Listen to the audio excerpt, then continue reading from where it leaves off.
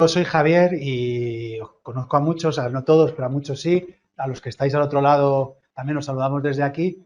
Soy el profe de evaluación, que es con lo que vamos a empezar la clase de hoy, cuando terminemos de dar la bienvenida al curso, y también de la parte de clínica de psicosis y ansiedad, así que vamos a tener un montón de clases juntas. Pero hoy tengo la suerte, además de tener a Pau de telonero, que está muy bien tenerlo, venir muy bien acompañado con Raquel, que ha sido pues hasta hace muy poquito alumna del curso de marzo de FEDE y que ha sacado plaza este año, el número 31. Así que, bueno, desde aquí empezamos aplaudiéndola porque es una, es una suerte tenerla aquí con nosotros ahora y nos parecía como algo muy chulo poder empezar el curso con todos los meses que tenemos todavía por delante de cara al examen, con ella, pues por poder aportar su experiencia. Y bueno, la idea era que pudiéramos preguntarla algunas cosillas que os apetezca, ya que tenemos la suerte de que está este ratito aquí. Yo ya le he preguntado que qué plaza va a elegir, pero todavía eso no puede responder. Pero bueno, sobre todo que le hagáis vosotras preguntas, si os apetece. Bueno, antes de nada, ¿quieres animarles, decirles algo? Decirles que huyan, que se queden. No, yo creo que decir. Bueno, resulta que estaba, o sea, yo soy del curso de marzo también y bueno, entonces yo de verdad la creo que también merece la pena, que a veces es más largo, a veces es más corto, pero o sea, todavía no es claro. Espera, Raquel, que no se te oye. Te voy a pasar mi micro. No sé si es que se me está, no funciona bien, pero cojo el mío y nos lo pasamos. Ya está. Pues nada, eso. Que yo no he hecho todavía la residencia, ni sé cómo va a ser, espero que esté bien. Eso dicen, Seguro. eso dicen, pero no sé, como que creo que si habéis decidido esto es por algo y para adelante. Y cuento cómo he estudiado, Sí, bueno, lo que queráis.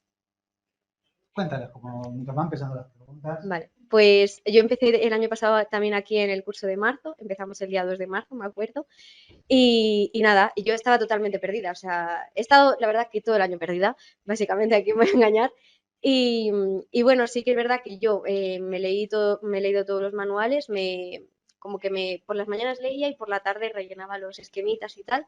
Yo he utilizado todo lo de la academia, los esquemas de la academia, los libros de la academia, no me he hecho mi propio material al final, a lo mejor un poco cositas de tratamientos, tablas y tal, pero esquemas y manuales.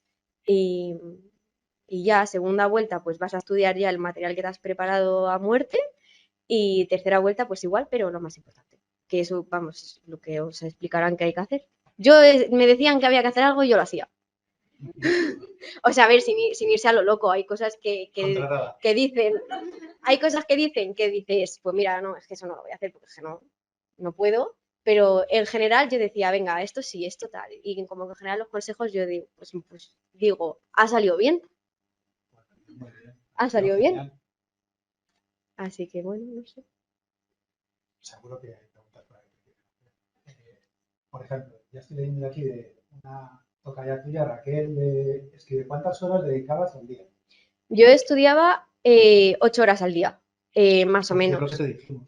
Claro, Más ni 8 horas menos. al día. Y también porque he tenido la suerte de poder dedicarle 8 horas al día, que hay gente que trabaja o que tiene otras responsabilidades. Yo es verdad que he tenido todas las facilidades del mundo, que he seguido en mi casa, que he tenido la comida en la mesa y he podido hacer eso, que eso también yo sé que es una suerte. Y pues yo estudiaba de 9 a 1:30 y luego de 3 a 7:30. Y ya cuando se va acercando un poco, pues a veces más, a veces un poquito menos, si no puedes más porque te va a explotar la cabeza. Y, y ya está.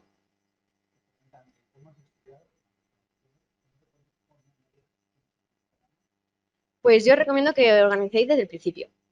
Aunque no tengáis ni idea de lo que estáis haciendo, porque a mí me pasó en plan, yo literalmente en plan contaba las hojas de los libros, no una a una, pero como que vas contando y me repartía 20 horas al día por la mañana a leer y por la tarde pasaba del libro a los esquemas. Luego sí que es verdad que me pilló un poco el toro, iba haciéndolo a la vez, en biología creo que me pasó, pero también como que me daba tiempo a ir tranquila.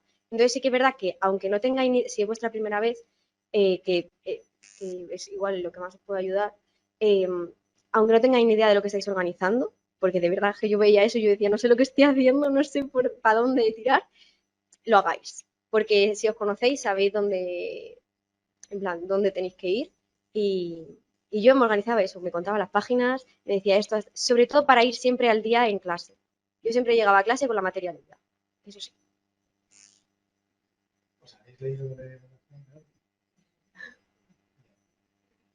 ¿Queréis preguntar a las personas que estáis aquí en el aula alguna cosa? Sí, pasa. ¿Qué es lo que más difícil te ha resultado? Sí, es que este no se Ah, oye. vale. ¿No lo repito? No, tú Yolanda. Vale. Pues lo que más difícil me ha resultado, estudiar en verano. Estudiar en verano ha sido horrible, pero bueno, se hace. Y tratamientos me ha costado mucho porque bueno, como que se ve un poquito más tarde, recomiendo como que hay que verlo desde antes, ir leyéndolo antes, y luego como que hay diferentes materiales de donde estudiar tratamientos. Entonces, como que al principio es un poco caótico, pero bueno, eso sí que me resultó más difícil de unificar en mi cabeza y tener esto es lo que voy a estudiar, esto no, porque me parece que está demasiado resumido, esto tal, porque sí que sentía como que había diferentes fuentes de información para tratamientos. Eso y estudiar en verano. Y de asignaturas, pues las más difíciles, como todo el mundo, pues evaluación, ya lo siento, Tampoco ha sido mucho este no ha año. sido mucho este año, pero al estudiarlo tú sientes que es como mucha carga, ¿no? Y que es verdad que también quiero decir, hay que relativizar, en plan, no te puedes aprender todo y yo no me he aprendido todo ni para atrás y tiras. Pregunta Paula, ¿cuántos simulacros has hecho y qué puntuación sacabas? Vale. Simulacros, todo menos el último, porque el último me daba un poco de ansiedad. Me daba un poco de ansiedad la semana antes del examen, imagínate que me hubiera salido fatal. No me quería arriesgar a eso. Entonces, he hecho todos, al principio pues al principio fallé pues la mitad del examen, porque no tenía ni idea. Y luego ya mi último simulacro acabé con 40 fallos o así, que yo me sentía súper orgullosa, porque claro, había ido siempre, además estuve estancada como mucho tiempo en 50 fallos, 50, 50, 50, 50, y no bajaba y bajé y dije, bueno, pues a ver qué pasa. Tampoco tenía como muchísima esperanza por esos resultados, que al final pues son simulacros que luego el examen es otra cosa. ¿Cuántas convocatorias? Una, yo he tenido la suerte de... Así que, ¿cuántas convocatorias he hecho? Pues una, por suerte, pues una, y ya, y bien. Sí, todo entra en juego, la verdad, y la suerte también. Recomendación, no, recomendación, esta sí que la tengo que hacer. Haceros amigas en clase. Haceros amigas en clase, de verdad, o sea, mis amigas están ahí, mis amigas de clase, y es que, de verdad, en plan, si venís a clase y tal, es que te hace la vida más amena. Y ya. Pues, muchas gracias. Sí, sí, sí. ¿Me quieres quedar a la clase? No, Estás no. invitada. Bueno, ¿Sí? ¿Te apetece? no me importaría, pero otras. Bueno, pues nada. Bueno, muchas gracias por venir. Bueno, vamos a ir entonándonos. Habéis puesto alguna preguntilla más, pero que ya os doy el resumen. Marta dice que se hizo el curso de marzo Raquel. Sí, hizo el curso de marzo que lo ha explicado y que se amplió material. Bueno, ha dicho que utilizó el material que estuvimos dando en la academia y que no hizo ampliaciones. Aún así, yo sí que quería deciros que el jueves, que tenemos nuestra segunda clase, media hora antes de la clase, lo vamos a dedicar para aquellas personas que os apetezca para hacer una tutoría pues de esto que nos recomendaba Raquel, de organizarnos desde el principio. Entonces, con la idea de que cada uno parte de un punto de partida distinto, porque puede ser la primera convocatoria o puede no ser la primera convocatoria. Puedo sentir que tengo que trabajar más una determinada parte del material o que en otra, como que voy más sobrado, me puede haber dado más guerra, ¿no? En la carrera, ciertas asignaturas. Cada uno puede tener muchísimas diferencias, distinta disponibilidad. Bueno, pues que podamos hacer como una sesión de compartir estas preguntas y respondernos entre todos. El jueves es esa tutoría, que si no lo recuerdo mal es el 7 de marzo. ¿Vale? La clase la empezaremos ya en el horario normal, porque hemos empezado con un poquito de retraso con esto del primer día, pero intentaremos ser puntuales y empezar a las 5:30 y la tutoría la tendremos a las 5. ¿Que a alguien no le apetece en este momento la tutoría o no puede? A las 5:30 empezamos la clase estándar. ¿Que os apetece venir media hora antes, conectaros media hora antes y que hagamos la tutoría? Pues lo hacemos así, ¿vale? Bueno, es verdad que tenemos una guía de preparación del examen PIR donde vienen pues, muchas de las preguntas estándar, ¿no? No vamos a repetir lo de la guía. Yo muchas veces me traigo una presentación para las tutorías que me da como mucha rabia, porque es como repetir cosas que están escritas y que seguro que habéis leído y que lo habéis pensado. Será más chulo, ¿no? Que le podemos sacar más partido, entiendo yo, si compartimos preguntas y dudas y desde ahí. Pero sí que me gustaría subrayar lo que ha dicho Raquel para despedirse, que es cuidar la parte personal e interpersonal, ¿no? Decía, yo recomiendo contactar con la gente con la que tengo oportunidad de compartir esta carrera, ¿no? De estudiar, ¿no? Y eso a mí me ha ayudado mucho, ¿no? Entonces, como cuidar mucho, pues la parte personal, ¿no? Pues eso, de establecer vínculos, de tener ratos de descanso. Nunca nos cansaremos de insistir en esta parte, ¿no? Me parece como muy sensato lo que ha dicho ella de no hacer el último simulacro, aunque me dio mucha pena, pero si yo siento que eso me va a poner más nerviosa y que me va a cuidar más no hacerlo, pues está muy bien decidir no hacerlo. Para otras personas, pues es muy útil hacer ese último simulacro para terminar de trabajar la estrategia del examen, apurarlo. Si yo sé que aunque me salga con una puntuación relativamente baja, no me va a dar presión, ¿no? Ya cada persona se conoce, ¿no? Y desde ahí, ¿no? Pues no vamos a tomar literalmente las recomendaciones de Raquel, nos vamos a poner a estudiar a las 8:30 hasta la 1:30, porque a lo mejor alguien prefiere a las 9 hasta las 2, ¿no? Pero bueno, que eso es lo que vamos a ver el próximo día en la tutoría. Espero que el sonido sea bueno. Hemos tenido un problema con el otro micro, con el auxiliar, pero con este deberíais escucharme bien. Y si no queréis preguntar nada acerca de esto, nos ponemos ya casi enseguida en materia. Habría que hacer como una pequeña presentación del curso, pero tampoco quiero ser muy pesado y sobre todo sabiendo que tenemos la tutoría el jueves que viene. Como ha dicho Raquel, damos 3 vueltas al material. La primera vuelta es la más larga de todas y es donde nos vamos a detener en mucha profundidad en todos los contenidos, pero es súper recomendable tenerlos leídos al menos, no digo estudiados evidentemente, pero leídos en lo posible antes de la clase para poder seguir el ritmo de la clase, hacer preguntas en la clase, sacar el máximo partido. Y bueno, pues si alguna vez das con la lengua fuera y no puedes, pues ya está, ¿no? Pero que esa sería como una buena recomendación que ha hecho Raquel y que yo también suscribiría. Y ya sabéis que tenéis el material de los manuales para hacer esa lectura en profundidad de los contenidos de la asignatura y luego los esquemas de clase, pues para tenerlo en un formato más de repaso y de estudio y también para poder seguir la clase. Entre una cosa y la otra están los propios apuntes de cada uno, ¿no? que a veces son los esquemas de clase tuneados, los subrayados de los manuales, tus propios esquemas propios, ¿no? Bueno, cada uno como va pudiendo. Hasta después del verano seguiremos con esta primera vuelta, haremos un parón en agosto, porque como ha dicho Raquel, es muy difícil estudiar en verano y ahora quedarse vacaciones.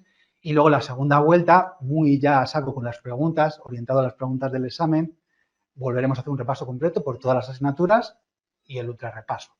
Me han pedido, lo que pasa es que por no enrollarme, no lo voy a hacer, que me metieran en el campus virtual, que es verdad que lo hemos cambiado, le hemos dado una nueva forma este año para explicaros algunos de los recursos, pero por no salir de la presentación, volverme a meter, que yo soy un poco torpe con lo de la tecnología, bueno, pues os animo a que si no os habéis metido en algunas de las partes del campus virtual, que lo exploréis porque hay áreas nuevas que las vamos a seguir desarrollando a lo largo del curso, que en ese campus virtual se quedan clavadas todas las clases y todas las tutorías por si alguien no puede verla en directo o la quiere volver otra vez a ver, que hay un campus de tutorías, de asignaturas, para que cualquier duda que tengáis podáis conectar con el profe de la asignatura, con la profe de la asignatura y directamente, sin esperar a la clase o a las tutorías presenciales programadas o online, podáis hacerlo. Está abierto. De hecho, ya han llegado preguntas, no sé si de alguien que esté aquí, de evaluación en las 2 últimas semanas. Gracias por preguntar antes de empezar el curso. Pero el curso comienza en el momento que os matriculáis y empezáis a leerlo, pues surgen dudas, pues hacéis muy bien. Esa es la idea, por eso estaba habilitado y ya hay gente que ha preguntado. A ver, María dice, en agosto se paran las clases, pero se recomienda seguir estudiando. Mi amiga que hizo LEIR tuvo 10 días de vacaciones por recomendación de la academia. A mí me asombra ¿cómo seguís la gente las recomendaciones que se hacen? Pero me asombra positivamente, ¿no? Que tengáis muy en cuenta y confiéis mucho en las recomendaciones que hagamos. Los de ley no hay que hacerles mucho caso, ¿vale?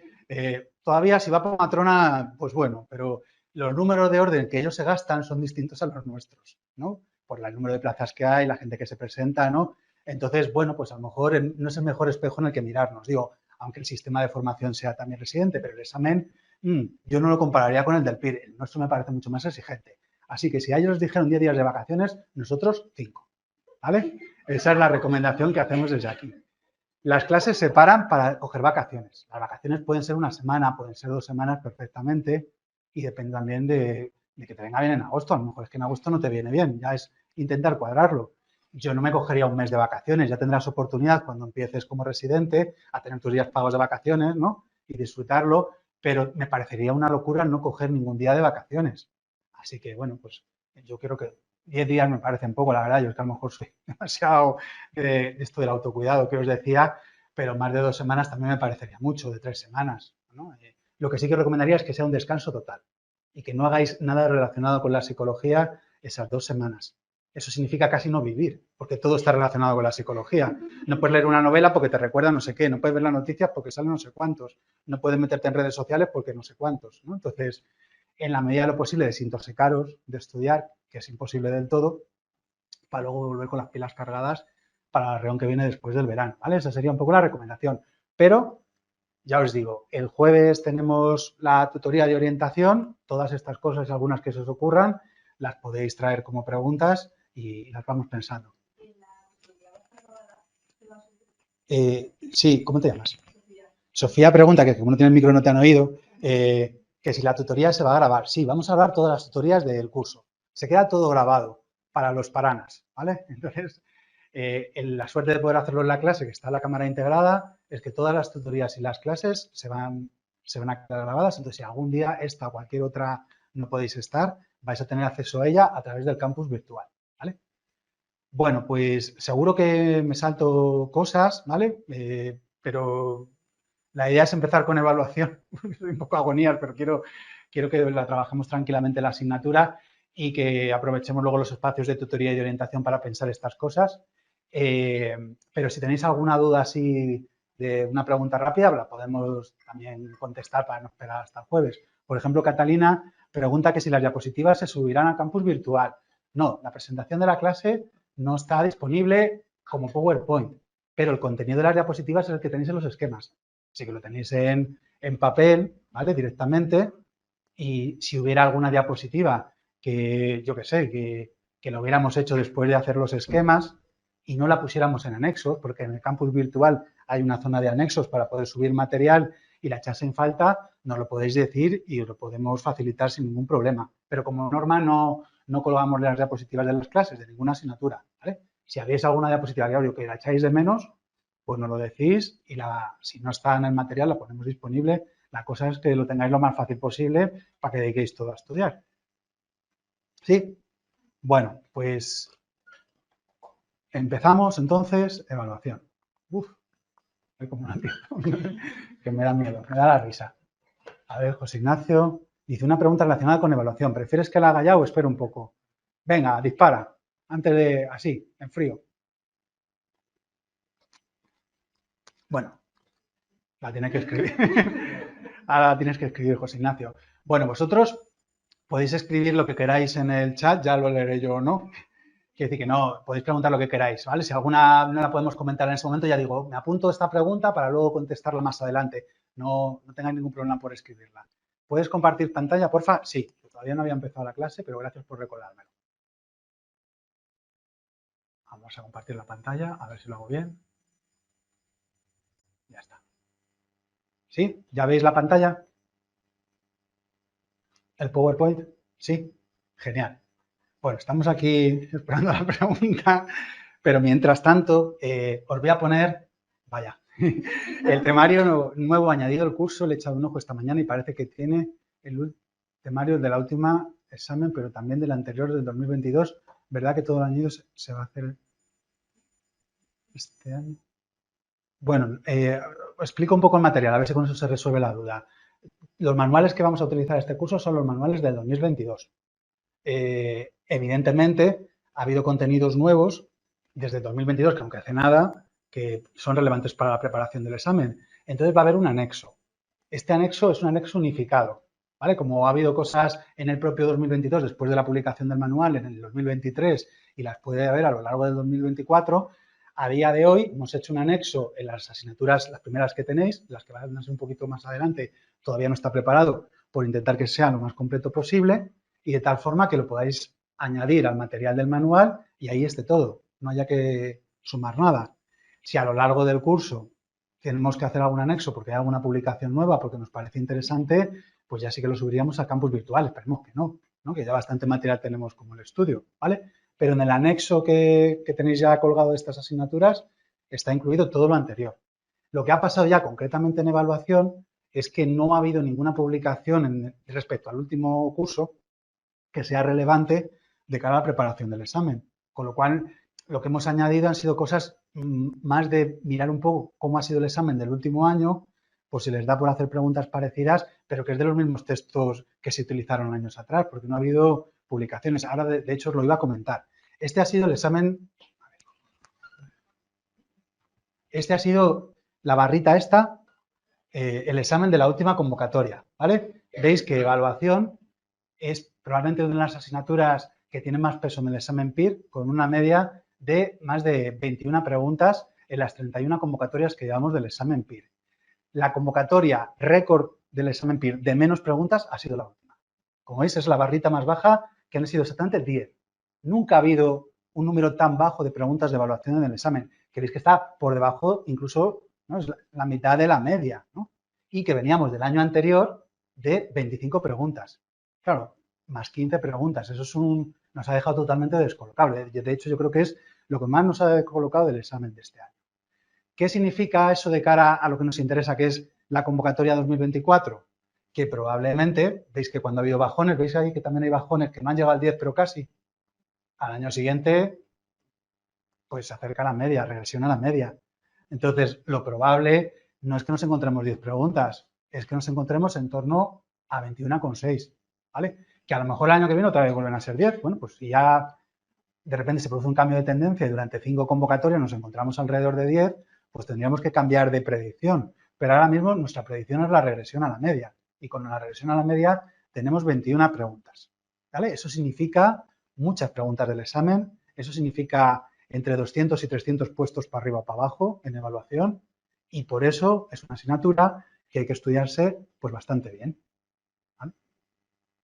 Paula dice, ¿el anexo de evaluación está dentro de los esquemas nuevos? Sí, los esquemas nuevos y el anexo de evaluación, como habréis visto si habéis echado un ojillo, están sincronizados, ¿vale? Se han hecho en paralelo, igual que la presentación que vamos a utilizar, ¿vale? Para que todo esté en sincronía. Bueno, en concreto, la materia de evaluación está dividida en 3 bloques: fundamentos, técnicas y aplicaciones. Lo que ha pasado en la última convocatoria es que lo de fundamentos, que eso es lo que vamos a ver en la clase de hoy, que es lo que menos preguntan en el examen, veis que la convocatoria es 2021, 2022 y 2023, ¿vale? Que aquí pone 23. Que la convocatoria 2022, bueno, pues hubo 3 preguntas y la convocatoria 2021, 4 preguntas. ¿Qué ha pasado este año? Pues que ha habido solo una pregunta. Tampoco es raro. Bueno, dice que a veces ha bajado un poquito más. Estamos hablando de más una pregunta, más 2 preguntas. Se ha comportado parecido con una tendencia un poquito a la baja. Con la parte de aplicaciones, que es la que veremos el último día, ha pasado lo mismo. Se ha comportado más o menos como se comporta siempre. Ha habido 7 preguntas, mientras que el año pasado hubo 8 y el anterior hubo 7 preguntas también. No ha cambiado. ¿Qué es lo que ha cambiado entonces? El bloque de las técnicas de evaluación, que además es el que más preguntas genera siempre en la parte de evaluación, o casi siempre. Fueron 15 preguntas en la última convocatoria y hemos pasado a 2 preguntas este año. O sea, se han batido ahí todos los récords. Ha sido el primer año sin preguntas de técnicas proyectivas en el examen PIR. 0 preguntas. Eso nunca había pasado tampoco. Pero no solo de proyectivas, tampoco ha habido de subjetivas, tampoco ha habido de entrevista, tampoco ha habido de autoinforme. Entonces, todos esos temas que siempre generan muchas preguntas, 0. Y entonces ha bajado. Entonces, podríamos pensar, la forma de estudiar los principios y las aplicaciones es más o menos lo de siempre, lo sorprendente ha sido lo que ha pasado con lo de las técnicas. Yo qué sé, se les habrá saltado una hoja del examen y habrán tirado del banco y se han comido las de evaluación. No es normal. Entonces, mi recomendación es seguir estudiándolo como lo hubiéramos estudiado el año pasado, porque lo previsible es que se vuelva a aparecer a estas barras la próxima convocatoria, ¿vale? Claro, con un solo convocatoria que se nos aleje de la media, cuando estamos hablando de 31 convocatorias detrás, no podemos revolucionar algo que tiene tanto impacto en el examen, porque bueno, cuando son materias de 6 preguntas, 5 preguntas, pues bueno, pero cuando estamos hablando, ¿no?, de medias de por encima de 20, ¿vale? Entonces, bueno, nosotros estratégicamente lo vamos a hacer así, ¿sí? ¿Os parece? Pensáis lo mismo que yo. Hacedme caso. Bueno, esta sería la bibliografía que utilizaron en las 3 últimas convocatorias, en la diapositiva anterior. Además, podríamos incluso quitar una de las referencias, la del medio, porque el 100% de las preguntas de la convocatoria 2023 y 2022 han sido el manual de Fernández Ballesteros, que aunque es antiguo porque es del 2011, lo siguen utilizando en muchísimas de las preguntas de evaluación en el examen, y el de Moreno Roset del 2019, pues también, pues más o menos 50-50 casi, ¿no? En una convocatoria un poquito más uno, en otra convocatoria un poquito más el otro, pero casi 50-50. Y el de Carolina Marín, que sí que lo utilizaron en la convocatoria 2021, justo cuando se acaba de publicar el manual, para que nos lo compráramos, pues ya que no lo hemos comprado ya no lo preguntan. Entonces, luego ya en 2022 y en 2023 no ha habido ninguna pregunta, 0 preguntas. Aún así, lo tenemos incorporado en el material, pues si les da otra vez por preguntar, pero yo desde luego insistiría mucho en el manual de Ballesteros y en el manual de Moreno Roset. ¿Esto significa que hay que ampliar? No. Significa que esos son los manuales de referencia, que si los habéis utilizado en la carrera, los tenéis por casa, son buenos manuales de consulta. Nosotros los tenemos también aquí en la academia físicamente, pues si alguien se los quiere llevar a casa para mirar algo, pero todo lo que consideramos que sería útil para la preparación del examen de estos manuales, lo tenemos integrado con el manual nuestro, porque la idea es no tener que ampliar, ¿vale? Es verdad que si algo no te gusta cómo está expresado y lo quieres mirar en la fuente original, esas serían las que yo utilizaría. No utilizaría otras.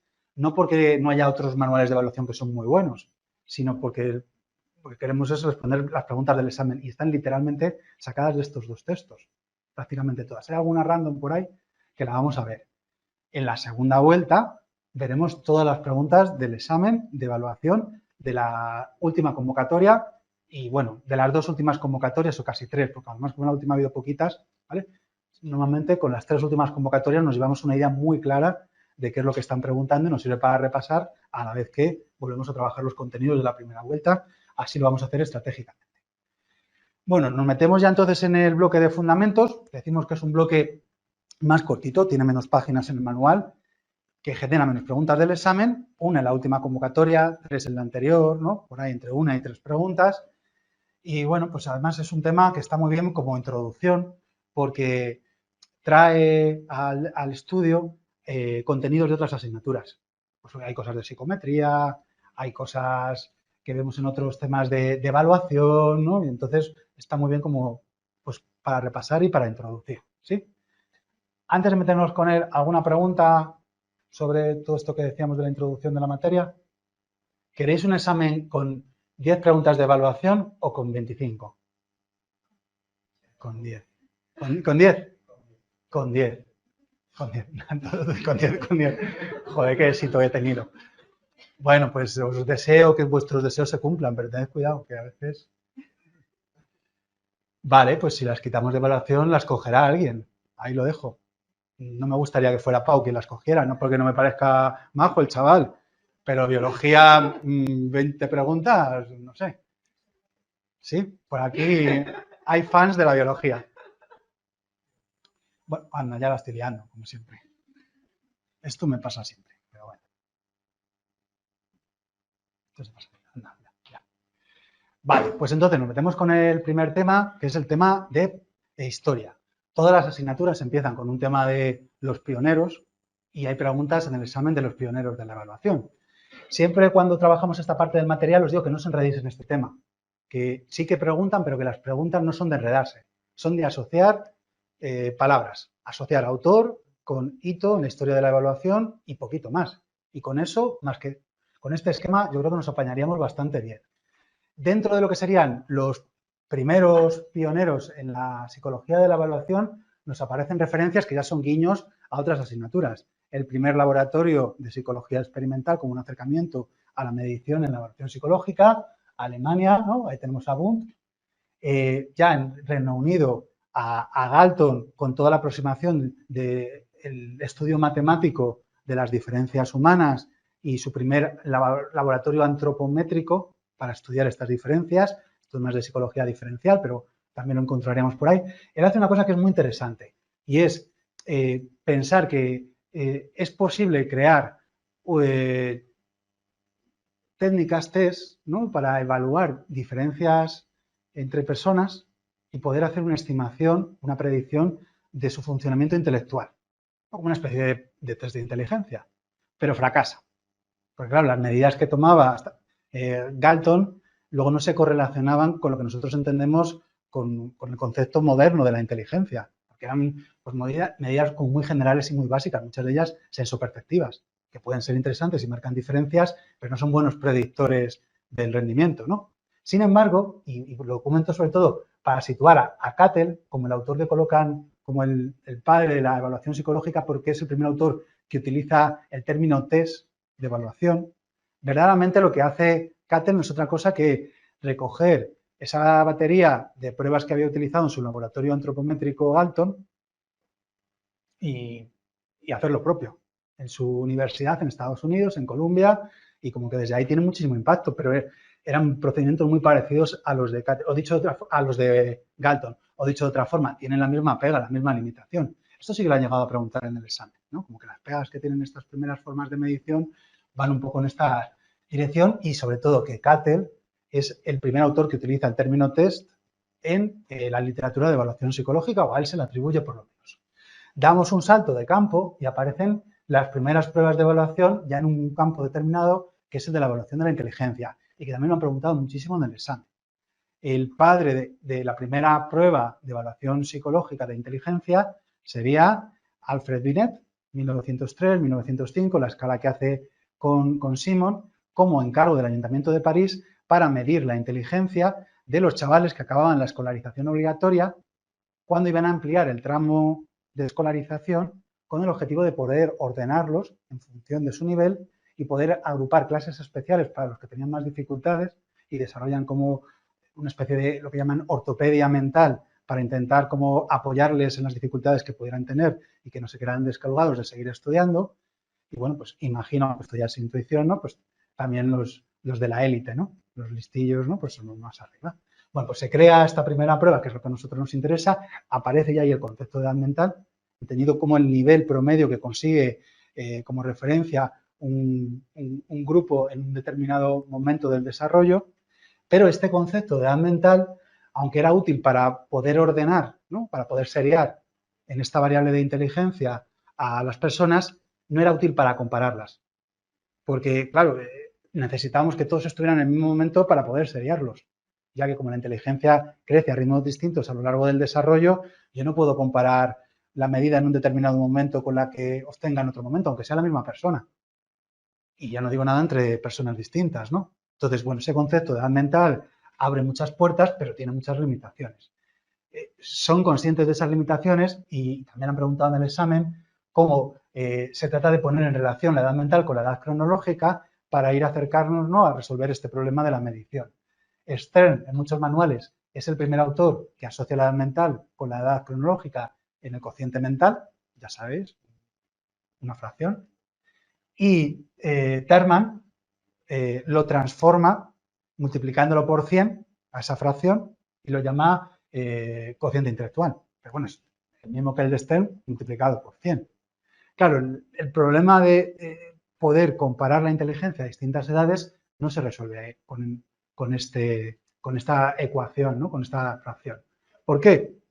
Porque si un sujeto a una determinada edad, pongamos 25 años, realiza una prueba de inteligencia como las que hacía el Terman en la Universidad de Stanford, de tal forma que su edad mental coincide exactamente con la edad cronológica, 25, y 25 dividido entre 25 da 1, lo multiplicamos por 100, tiene un cociente intelectual de 100 y vuelve a hacer la misma prueba 25 años más tarde igual de bien, obtiene otra vez una edad mental de 25, pero tiene una edad cronológica de 50 y ha pasado a tener un CI de 50.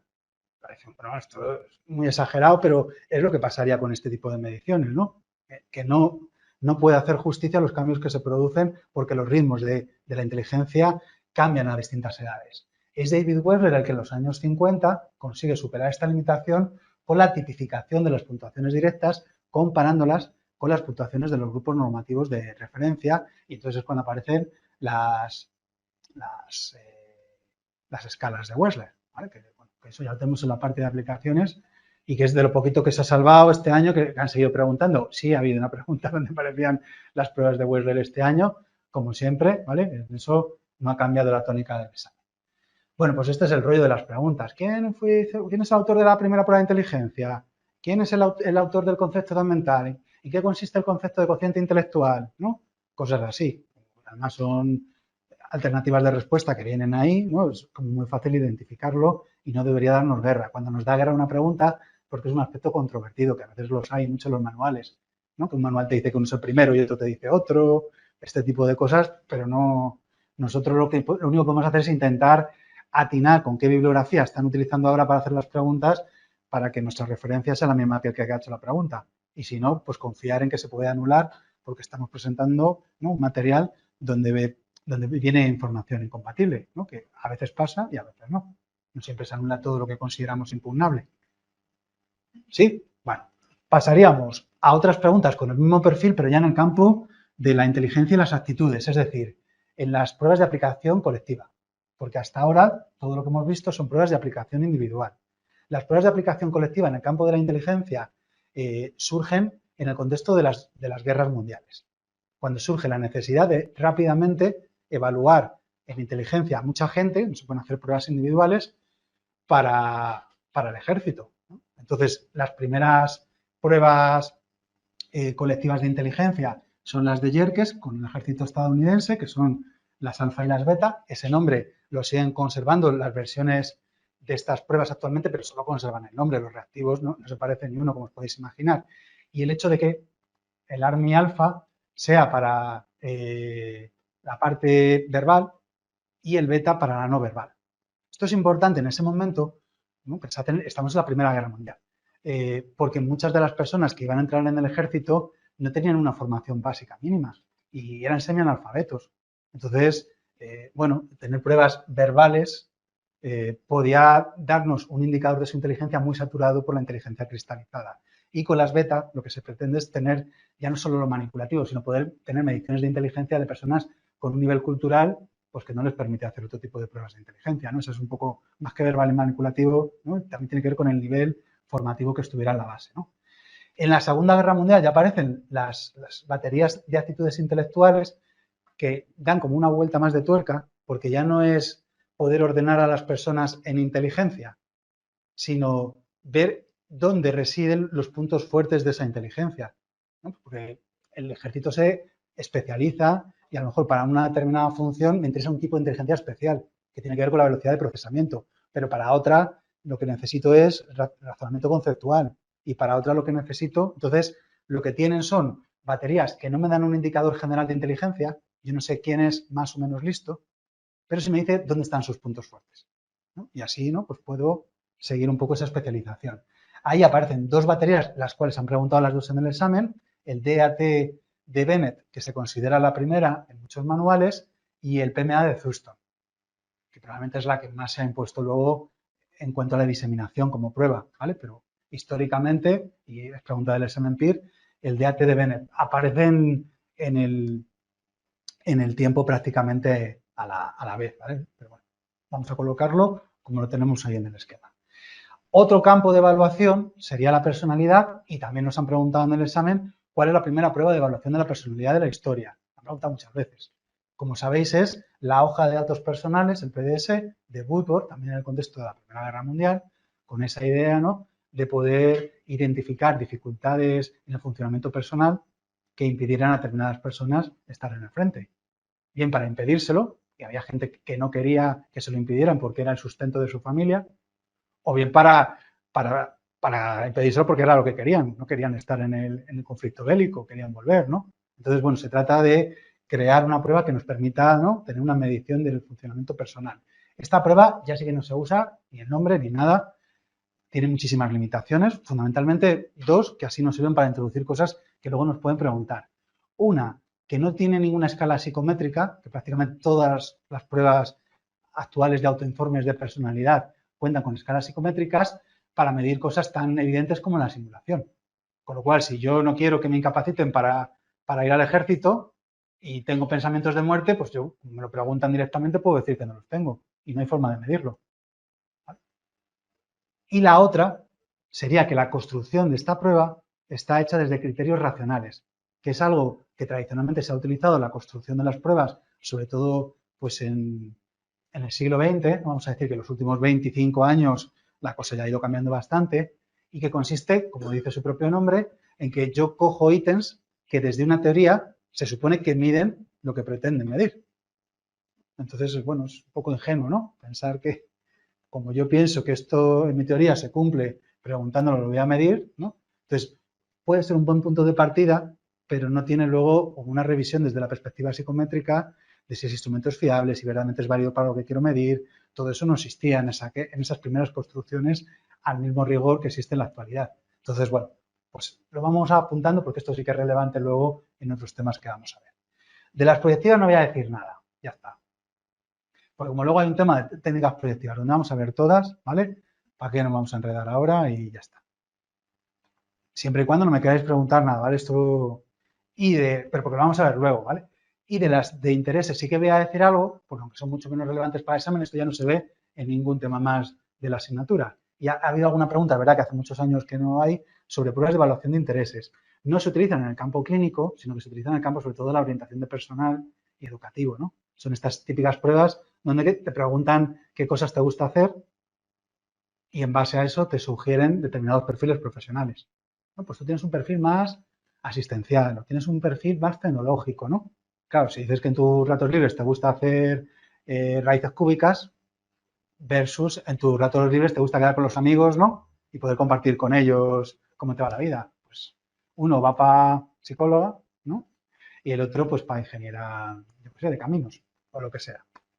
Bueno, pues estas pruebas son, la primera, la de Joachim, y el Kuder y el Strong, pues también igual que antes, las que más diseminación han tenido, ¿no? Muchas veces la primera prueba tiene ese hito de ser la primera prueba, pero luego no es la más utilizada, ¿vale? Es como la que abre el camino, ¿no? Pues aquí pasaría un poco lo mismo, ¿vale? El Kuder es casi seguro la más utilizada.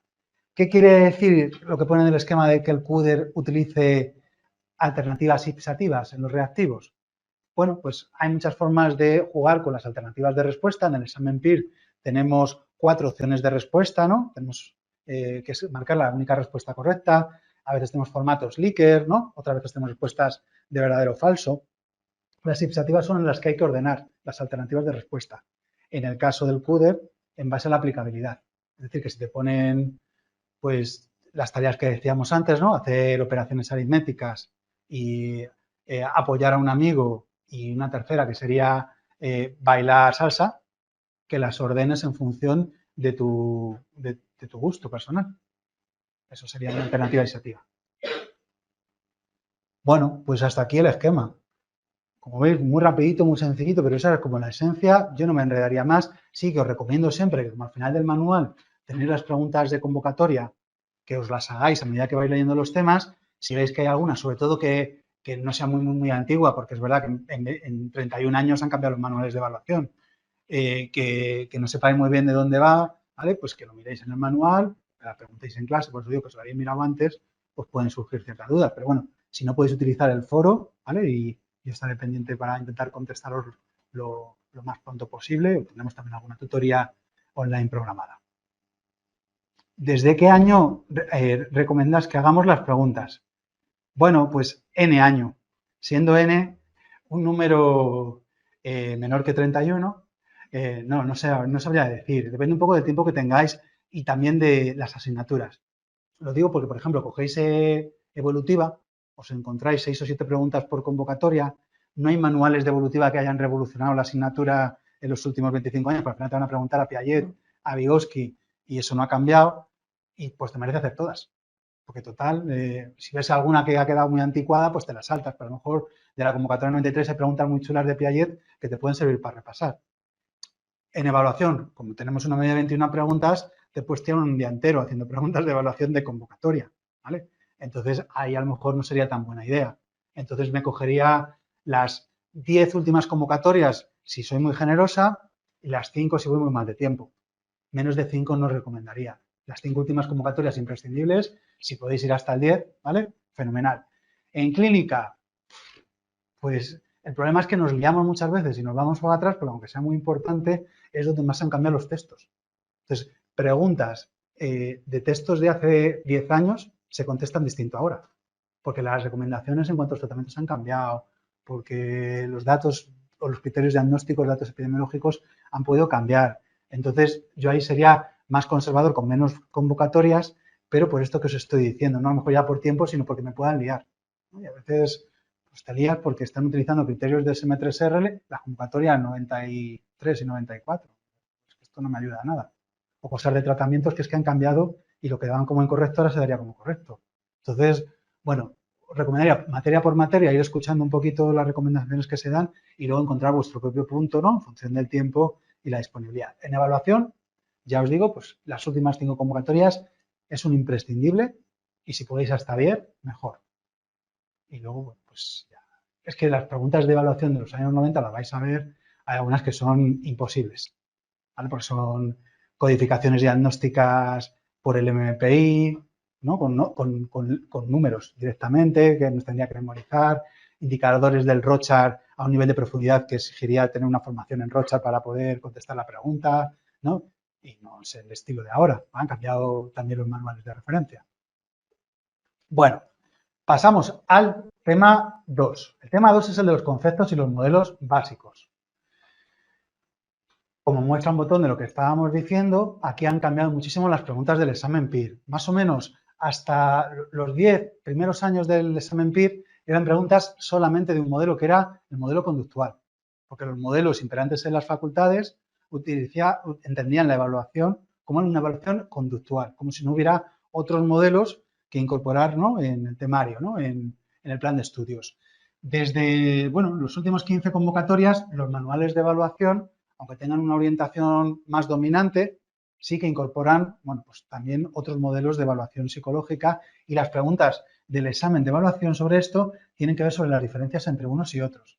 De hecho, en la penúltima convocatoria preguntaron acerca de esta tablita que está sacada literalmente del manual de Fernández Ballesteros. Menos los colores, que los he puesto yo, acá un mono.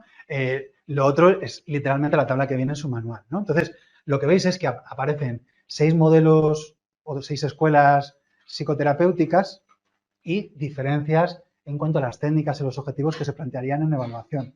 Claro, esto se solapa con psicoterapias, porque en psicoterapias estudiáis pues, el modelo dinámico, estudiáis el modelo constructivista, estudiáis el modelo cognitivo. Entonces, sí, es que básicamente es una derivación de lo que se ve en psicoterapias.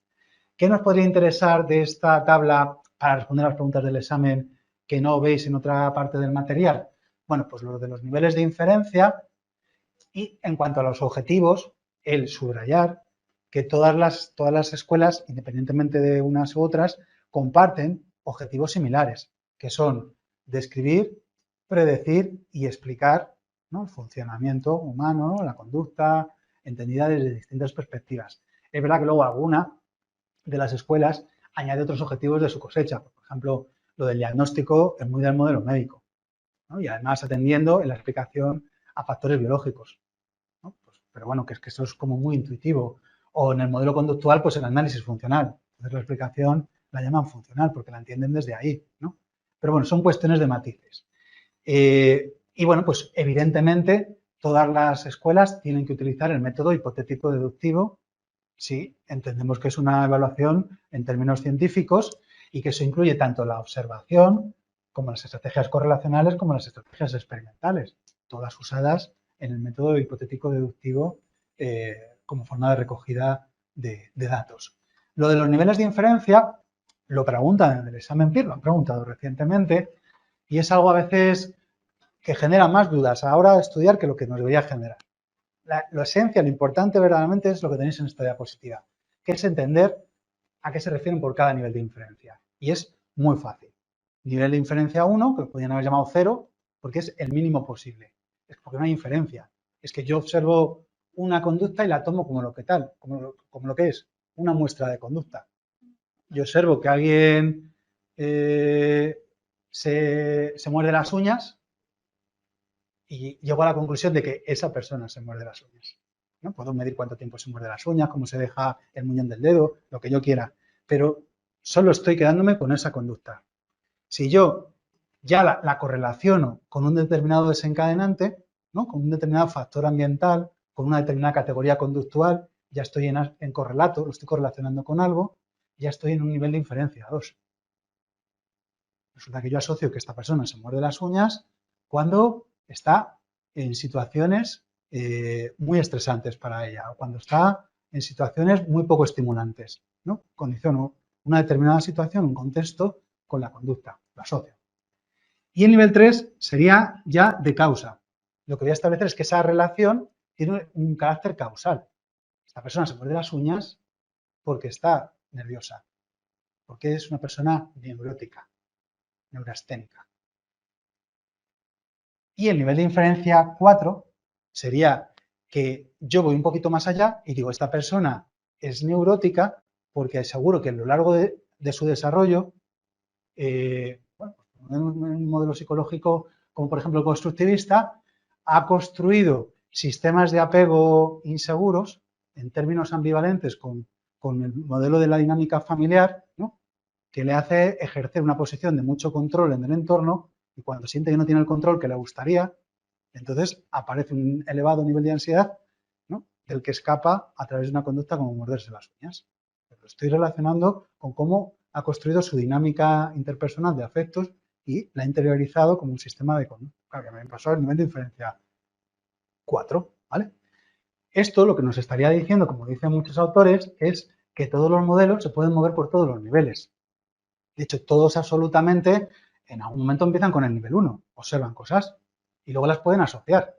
Y luego se les puede ocurrir una hipótesis, luego habrá que poner la prueba mediante el método hipotético deductivo para poner la prueba.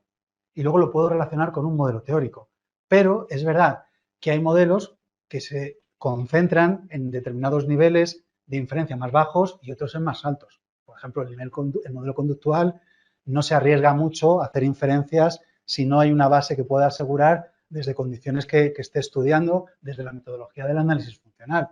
Nos podríamos ir al modelo dinámico y entendemos que considerarían que no están haciendo un buen abordaje psicoterapéutico si no hacen alguna hipótesis mucho más profunda, ¿no? de qué hay subyaciendo, ¿no? Al síntoma identificado, que nos estaríamos quedando solo en mover el síntoma y tenemos que ir un poquito más a fondo, ¿no? Entonces, cada modelo se puede ir más hacia allá o más hacia acá, pero todos podrían moverse a distintos niveles.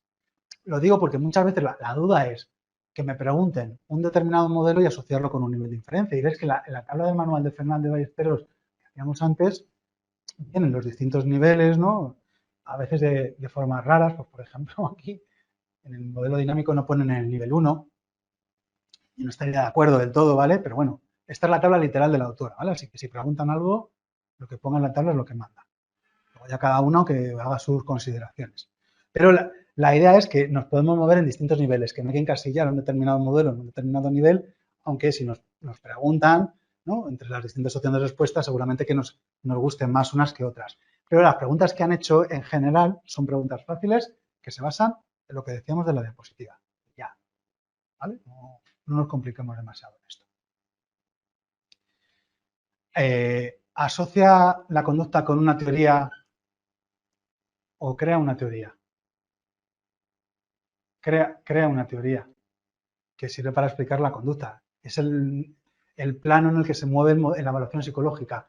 En la evaluación psicológica tenemos lo nomotético y lo ideográfico constantemente, ¿no? como un juego, ¿no? Entonces, parto de una teoría y eso es nomotético, pero tengo que explicar la conducta de una persona y eso es ideográfico, ¿no? Entonces, ahí estaría la interrelación. Evidentemente, una escuela teórica ya tiene su teoría montada. No la vamos a inventar a partir de la persona. Además, cuando imponemos el funcionamiento de la persona a nuestra teoría, ¿no? Para que encaje todo, ¿no? Pero bueno, ese sería el juego de la ¿A qué se refiere? Diferencia correlato causa-efecto. Bueno, pues aquí os traigo unos ejemplos, ¿no? para poder contestar a esa pregunta. Los ejemplos están sacados de uno de los manuales, ¿no? que me tenéis en la bibliografía. Entonces, nos dicen, una situación podría ser que un sujeto duerma 3 horas de noche y 5 durante el día. Bebe 2 botellas de vino, una en la comida, otra en la cena y hace una vida sedentaria. Esa sería una recogida de datos. Otra recogida de datos sería, un sujeto tiene una conducta que se evalúa mediante registros donde se constata que duerme 3 horas durante toda la noche. Otra sería, el sujeto tiene un complejo de Edipo que le angustia y esta angustia le impide dormir, entonces se refugian en alcohol. Y la última sería, un sujeto duerme 3 horas al día debido a que duerme demasiado durante el día y su ingestión de alcohol y sedentarismo. Bueno, pues ahí está un poco la respuesta a la pregunta que hacía Amaro. El nivel de inferencia mínimo sería el del segundo ejemplo, porque simplemente mido las horas que aparece la conducta. Pongo la asociación, ¿no? En este caso con determinadas variables del entorno, ¿no? Del contexto, en el ejemplo 1, asociación. El nivel de causa sería el último ejemplo, ¿no? Nivel 3, porque duerme demasiado, porque el sujeto duerme 3 horas al día debido a que duerme demasiado durante el día. El debido a qué es lo que le mete la causa. Y el último ejemplo del Edipo sería el del nivel 4 porque ya lo integra en una teoría. Esa sería un poco la diferencia.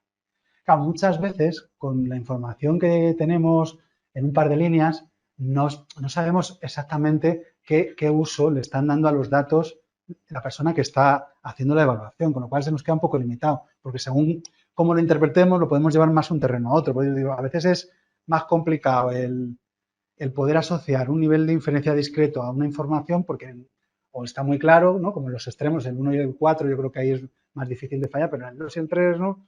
Según un poco cómo lo estemos comentando, ¿no? Entonces, no os agobiéis con eso. Claro, aquí no lo ponen porque sé que hay 1, 2, 3 y 4, los puedo ordenar, son como alternativas ipsativas, pero si solo fueran uno por uno, pues podría generar más dudas en algunas de las opciones. No calientéis demasiado la cabeza en esa parte, ¿vale?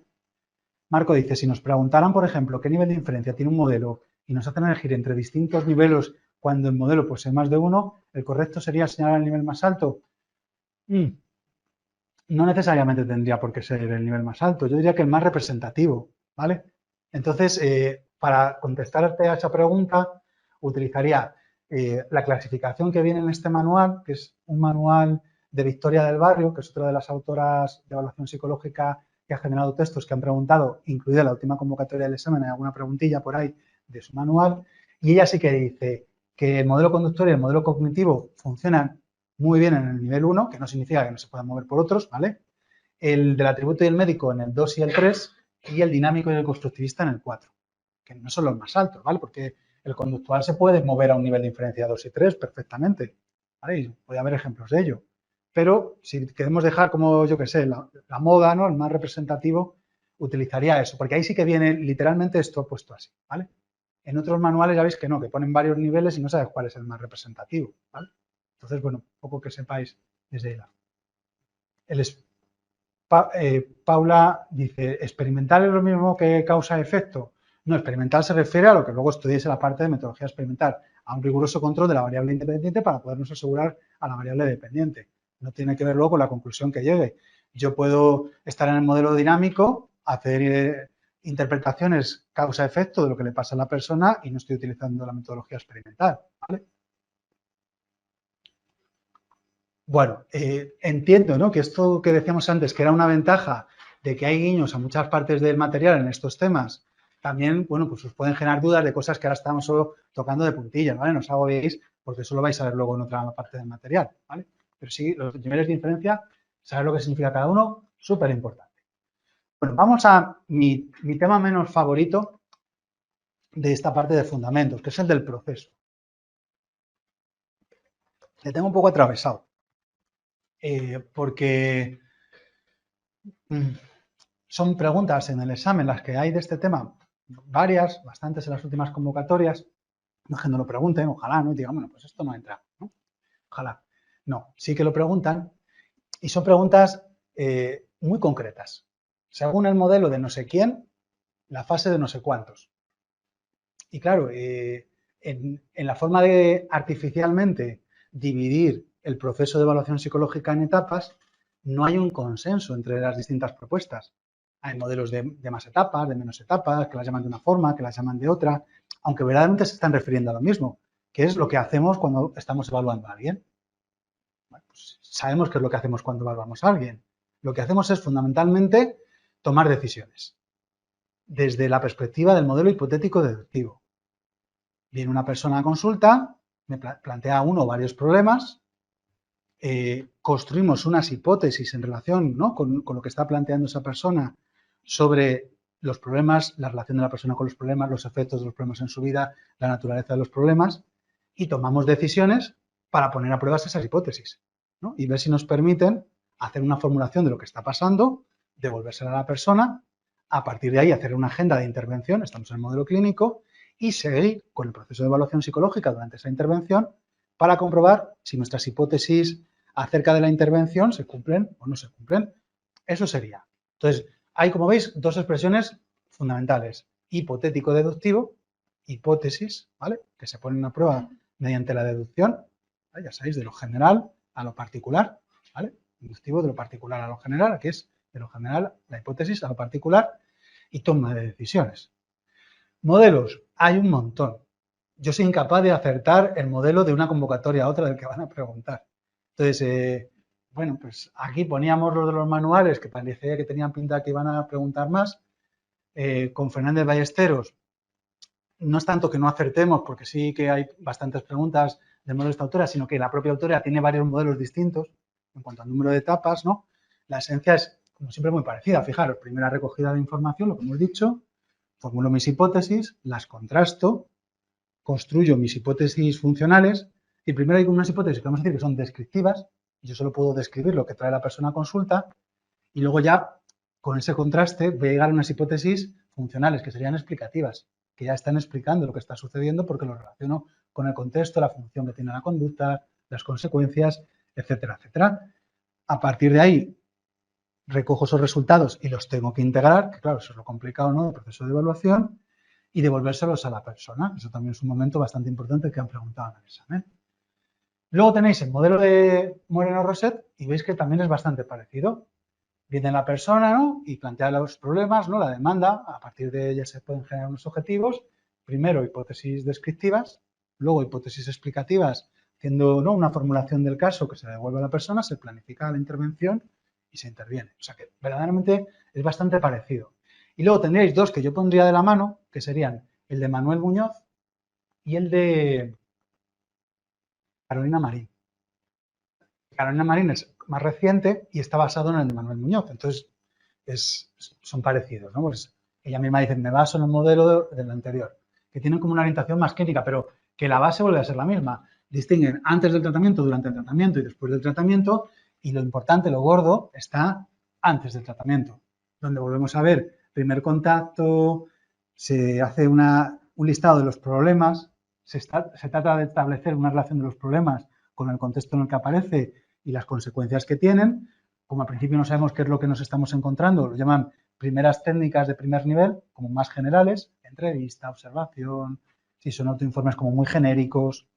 Y luego, para hacer las hipótesis, decíamos, funcionales, explicativas, puedo utilizar instrumentos más específicos que llaman de segundo nivel, ¿no? Pues ya si yo sospecho que la persona encajaría con un funcionamiento clínico de lo que llamamos trastorno de ansiedad generalizada, pues a lo mejor una prueba para poder evaluar criterios diagnósticos del trastorno de ansiedad generalizada, o contenido de preocupaciones, o la interferencia en su vida. Ya es una prueba específica creada, ¿no? Pues la prueba de Pensilvania para las preocupaciones, ¿vale? Lo que sea. Y a partir de ahí, formulación del caso, compartirlo con la persona y luego, pumba, tratamiento y seguimiento. O sea que verdaderamente veis que es todo como bastante parecido. Claro, han preguntado cosas muy específicas, porque si fuera esta esencia, pues tampoco es como para cogerle manía, ¿no? Más o menos así, pues ya está, ¿no? Por ejemplo, han preguntado en la penúltima convocatoria que dentro de esa importancia en el modelo hipotético deductivo de poder contrastar las hipótesis y formularlas, según Fernando de Ballesteros, el modelo, vamos a decir, de filosofía de la ciencia, de teoría de la ciencia que habría detrás, está basado en estos cuatro principios, estos cuatro supuestos. Cuantificar, ¿vale? Para poder establecer mis hipótesis necesito cuantificar la conducta. Decíamos antes que la persona dormía poco, pero lo tengo que cuantificar. ¿Cuánto duerme por la noche? 3 horas. Ah, vale. Porque lo de poco, mucho, ¿no? A lo mejor dice que duerme poco, duerme 6 horas y media. Digo, bueno, pues si está preparando el examen PIR está muy bien, porque hay que estudiar 8 horas al día. O 12, ¿vale? Vaya, semejanza. Analizar si la conducta se parece o no a las conductas correspondientes a las categorías de clasificación. Esto es lo que hacen las clasificaciones diagnósticas internacionales, ¿no? Te ponen supuesto de asociación, que decíamos antes, nivel de correlato ya 1, ¿no? Aparecen determinadas conductas que están asociadas a una determinada categoría conductual, que en este caso podría ser el diagnóstico, yo qué sé, de trastorno negativista desafiante, porque el niño tiene esta serie de comportamientos que coinciden ahí. Asociación predictiva. ¿Puedo predecir yo conductas que, aunque no aparezcan en esos criterios diagnósticos, puede funcionar este niño? ¿No? Depresión mayor. ¿Puedo predecir yo conductas, por ejemplo, en lo interpersonal, de cómo se va a comportar esta persona, aunque no estén en los criterios diagnósticos? Seguro que sí, ¿no? Y asociación funcional, pues ya lo que sería, ¿no?, la secuencia de sucesos en el contexto biográfico concreto de la persona, que es la base del modelo del análisis funcional, ¿no? Conducta, antecedente, consecuente y desde ahí. Bueno, como veis, pues esto tampoco es como muy difícil de entender. La cosa es que pues, me tengo que saber que se llaman así estos 4 supuestos porque los preguntan y no tienen otro nombre. Es verdad que cuando lo preguntaron, y veremos esa pregunta en la segunda vuelta, las alternativas de respuesta incorrectas muchas eran fácilmente descartables porque eran cosas como muy rarunas para lo que yo entiendo que es la formulación de hipótesis, aunque no me lo sepa de memoria. O sea que luego tampoco era tan imposible, pero es como una cosa muy concreta de lo que propone esta autora de cara al contraste de hipótesis. Y en concreto, también en la penúltima convocatoria, preguntaron no por el modelo de evaluación psicológica de Fernández Ballesteros, sino por las guías GAP. Las guías GAP son unas guías que crearon un grupo de autores de mucho prestigio a nivel internacional en la evaluación psicológica, entre los que está Fernández Ballesteros, para explicarnos cómo sería el proceso de evaluación psicológica, como una guía de práctica clínica con los tratamientos, pero para evaluación. Nos dijeron cómo tenemos que proceder para ser rigurosos con la evaluación y hacerlo las mejores garantías. Es verdad que es lo mismo de siempre, ¿vale? Es decir, ¿no? Proceso hipotético deductivo, a partir de la demanda de la persona, con los contrastes, con la devolución de información, etcétera, etcétera. Pero claro, es que son muchísimos subapartados y claro, han hecho preguntas como muy específicas de a qué apartado pertenece una determinada tarea. Entonces, por ejemplo, explicarle a la persona la devolución de información, ¿en qué fase estaría? ¿En el análisis del caso, en la organización de resultados, en la planificación de la intervención? Entonces, bueno, más o menos, ¿no? Aunque yo no lo tenga memorizado por fases y subfases, que sería interminable, puedo, ¿no?, intuitivamente contestarlas, pero son como cosas muy concretas, ¿no? Que ya solo leer las preguntas genera cierta antipatía, ¿no? Por lo menos a mí, estas cosas así de... Claro, vamos a ver, con preguntas de examen que es como mejor se ve, pero bueno, no es tampoco esto mucho de entender, porque es que te lo describe lo que se hace en cada fase y es lo que se toca, ¿no? O sea que no genera muchas dudas. Vale, hay una pregunta de Laura, dice, hay varios autores con diferentes fases según cada uno de ellos. Los 3 más importantes serían Ballesteros, Muñoz y Roset. Bueno, pues un poco lo que he intentado deciros ahora, que me cuesta mucho deciros cuál es el más importante porque no consigo afinar. Yo si tuviera que situar uno por encima de todos, en las últimas convocatorias ha sido Fernández Ballesteros. Muñoz, no, le quitaría de ese bloque, ¿vale? Y Carolina Marín, porque yo digo que no la han vuelto a preguntar desde el 2021. Y Moreno Roset, no le han preguntado tanto. Y además el manual de Moreno Roset recoge otra vez el manual de Fernández Ballesteros en esto de la evaluación. Así que yo si tuviera que priorizar uno, la guía GAP, que es lo que tenéis ahora mismo de fondo en la diapositiva, y la propuesta de Moreno Roset, un poco como anclaje, para luego poder situar los conceptos de los demás, que son bastante parecidos. En la última convocatoria, cosa que vamos a ver también en las preguntas de, os digo, de la segunda vuelta, había una pregunta, la única de este bloque, que era también de Fernández Ballesteros y de un aspecto muy concreto, que es qué características debe presentar las medidas en la valoración de un tratamiento. Es decir, insiste la autora en que la evaluación no acaba cuando yo empiezo el tratamiento, tengo que seguir valorarlo. Y nos dicen, pues si ahora ya estamos en el momento del tratamiento, ¿qué garantías debe tener mi medida para que me sirva para este fin, ¿no? Entonces, bueno, dice cosas que intuitivamente pues, nos encajan bastante lo que luego tenemos en el tema de las características psicométricas. La medida debe ser fiable, la medida debe ser válida, ¿no? Son las dos características fundamentales que lo vamos a ver en el tema siguiente, y la medida debe ser útil, que esto tiene que ver con, bueno, con la eficiencia, que es el tercer parámetro. De hecho, los parámetros que vamos a ver ahora, ¿no? de fiabilidad y de validez tienen que ver con las dos primeras características, y la utilidad tiene que ver con la eficiencia, que la vamos a comentar ahora. Pues según esta autora, una medida va a ser útil si es sensible al cambio. Claro, si no es sensible al cambio, esto tiene que ver con lo de la sensibilidad y la especificidad de las medidas, que luego también vamos a ver en el tema, y que sea eficiente. ¿Vale? Que si yo puedo elegir distintas formas de medir, ¿no? Que no me vaya por la más costosa. ¿No? A lo mejor no tengo que poner un casco de electroencefalografía cada vez que venga la persona para medir si tengo una vía más rápida para hacer una información que me puede servir para lo mismo, ¿no? Coste-beneficio, que es como muy evidente en esa parte. Bueno, en esta línea, ciertos conceptos que generan bastante guerra es que cuando estamos valorando el tratamiento aparecen los parámetros de eficacia, efectividad y eficiencia y nos pueden liar, ¿vale? Esto también se solapa con otras partes del material. Mi recomendación aquí clara es que utilicéis las definiciones que manejáis en experimental con Rosa. Es decir, eficaz tiene que ver con la validez interna. Es que un tratamiento es eficaz si el nivel de variable independiente en el que está ese tratamiento, en comparación con otros niveles de la variable independiente, por ejemplo, un grupo control u otros tratamientos, conduce a un cambio en la variable independiente en la dirección que yo estoy buscando. Pues muy sencillo, ¿no? Esto es como muy claro. Validez interna. Y la efectividad tiene más que ver con la validez externa. Aunque yo haya podido demostrar en ese control experimental del laboratorio que mi nivel de variable independiente se asocia a un determinado resultado, cuando yo esto lo hago en el día a día, en la vida, ¿funciona en la misma dirección o no?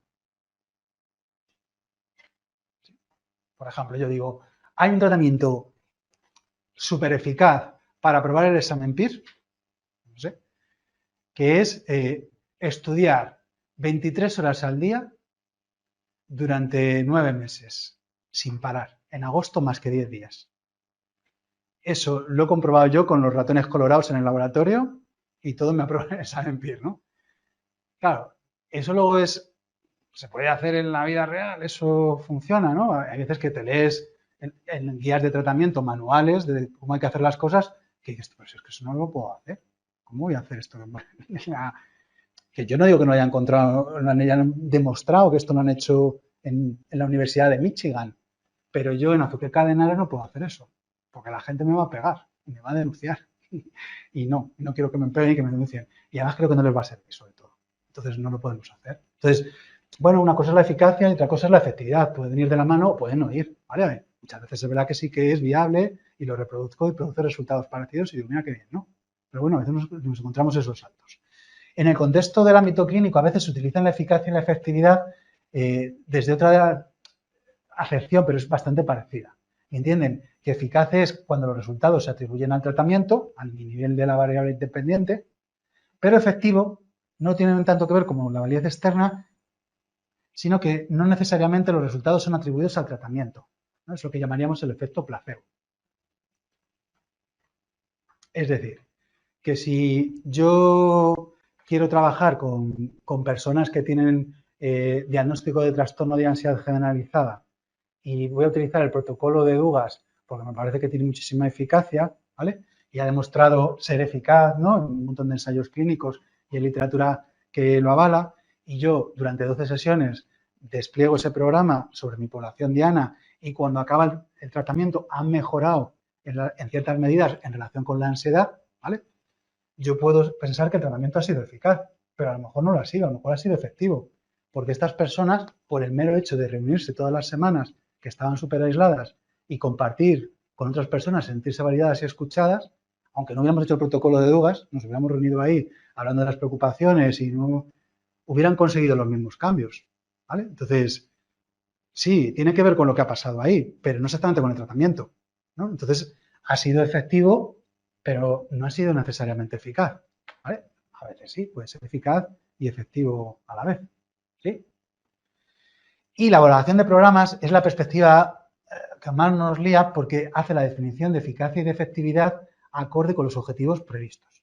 De tal forma que un tratamiento va a ser eficaz si consigo los objetivos que yo me había previsto.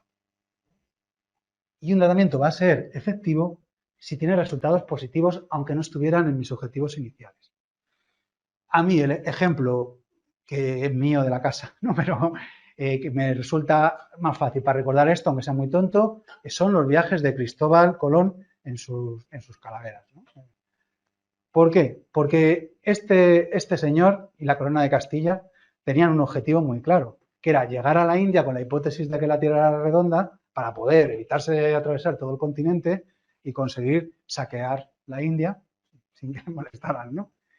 Su objetivo, lo que fuese, ¿no? No sé, no nos hemos preguntado, pero ese sería el objetivo. Claro, si nos preguntamos, ¿llegaron estos barcos a la India? No. ¿Ha sido eficaz su viaje? No. Objetivo no conseguido. ¿Ha conseguido resultados positivos ese viaje? Sí. Imprevistos, pero los ha conseguido. Efectivo. Entonces, bueno, es distinta esta definición, ¿vale? Siempre utilizamos la de la validez interna y externa si las alternativas de respuesta nos lo permiten. Si no nos queda otra que ir a los objetivos, pues sería como el plan B, ¿vale? Entonces vamos así un poco, las he puesto casi ordenadas como en importancia, en criterio a utilizar de cara a las preguntas del examen. Y dice Emma, ¿y lo de la eficiencia? Bueno, pues lo de la eficiencia es esto, es lo mejor que te puedo explicar. De todas maneras, está sacado el manual de Fernández Ballesteros, esta diapositiva. ¿Qué significa esto? Que a los mismos resultados yo tengo distintos caminos para poder llegar, ¿no? Yo tengo que elegir coste-beneficio, ¿cuál me interesa más? Simplemente es eso, ¿no? Puedo llegar por distintos caminos, ya habría que elegir. Claro, esto es como muy de gestión, ¿no? Si yo soy el director médico de un hospital y tengo que pensar en ampliar las plantillas, ¿qué me interesa más? ¿Una psicóloga clínica que puede ver X pacientes en una jornada y que los resultados se producen a lo mejor muy a largo plazo? ¿O comprarme un aparato de terapia electroconvulsiva? ¿O contratar a un psiquiatra que ve no sé cuántos pacientes y que utiliza la farmacología? Al final yo lo que voy a ver luego es, pues, resultados, ¿no? Pero, claro, ahí hay muchas cosas implícitas que hay mucha política detrás de todas esas decisiones, pero hay coste-beneficio, los argumentos que me van a dar, ¿no? Entonces, bueno, pues desde ahí, ¿no? Abogamos siempre por la psicóloga clínica. Y si no, por la psiquiatra. Y lo último, la máquina, ¿no? O no, yo qué sé, cada uno tiene sus cosas. Pero eso es la eficiencia, ¿vale? No tienen más, ¿vale? Esa, yo creo que no nos la van a preguntar. Nos van a preguntar eficacia y efectividad. Ahí está puesta por si acaso. Decíamos que una parte importante en el proceso de evaluación psicológica, lo hemos pasado un poco de puntillas, pero sí que lo hemos señalado, es que en un determinado momento tenemos que devolverle los resultados a la persona. Y la herramienta que utilizamos para hacer esa devolución son los informes. Sí que hay preguntas en el examen sobre los informes, son también bastante sencillas de responder, en la medida que o bien se basan en características muy intuitivas que debe tener un informe, ¿no? Pues que debe ser útil, que debe ser coherente, que debe ser riguroso, ¿no? Este tipo de cosas que aunque no nos las leamos, las podríamos evidentemente identificar. Puede ser oral o escrito, ¿vale? Como cualquier texto informativo, evidentemente. Y que además debe estar regido por las normas del código deontológico, que también pues, son como muy intuitivas y las podríamos conocer, ¿no? Desde ahí, ¿no? Pues el secreto terapéutico y la confidencialidad, el consentimiento informado, el no explorar aspectos que no sean útiles para los fines que vamos a utilizar como un abuso de poder desde el lugar que estamos, ¿no? De poder, ¿no? En la relación terapéutica como evaluadores, etcétera, etcétera, ¿no? Bueno, yo creo que eso desde ahí, ¿no? No creo que nos tuviera que dar guerra. Hay algunos autores que han propuesto clasificar los informes. La clasificación más conocida es la que tenéis en esta diapositiva y la primera en la frente es la construcción de los informes desde la teoría, que sería lo menos recomendado de todo. Por lo que planteábamos antes, precisamente cuando hablábamos de los modelos, de que las teorías están hechas antes y que yo corro el riesgo de quedarme solo con ciertos datos que encajen en mi teoría, ¿no? A veces intencionalmente, lo cual sería totalmente en contra del código deontológico, pero a veces no intencionalmente, como un sesgo que se puede estar produciendo ahí. Entonces, para que esto no pase, ¿no? Entendemos que el segundo camino, pues recomiendan otras alternativas. Desde luego, la de los resultados sería muchísimo más fácil, ¿no? Una vez que yo aplico una serie de procedimientos para recoger datos, enumero los resultados en el informe, el arte luego va a estar, ¿no? En cómo los puedo integrar, porque a veces me llevo sorpresa, ¿no? Que encuentro resultados que son contradictorios o que no me encajan, ¿no? En la teoría, pero los tengo que poner porque es lo que he encontrado. Y por objetivos sería limitarme a incluir en el informe aquellas respuestas a las preguntas que me marcan los objetivos. Es decir, que si el informe es solo para que la persona justifique que ha venido a la consulta, ¿para qué me voy a poner yo si es el menor de 10 hermanos, ¿no? Que fuma porros, ¿no? Pues no lo voy a poner. Me voy a venir a la consulta. Informo queda. ¿No? Ya está.